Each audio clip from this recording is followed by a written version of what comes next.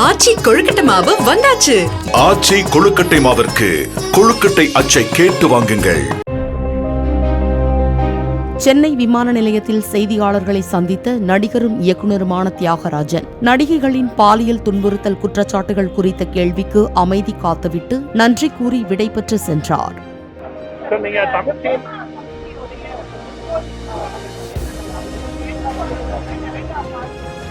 குற்றச்சாட்டு அடிக்கடி எழுதிட்டு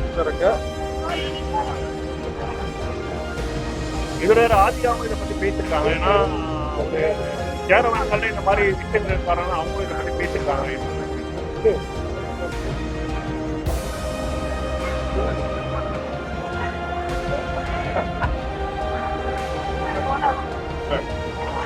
நன்றி, வணக்கம். ஆச்சி கொழுக்கட்டை மாவு வந்தாச்சு.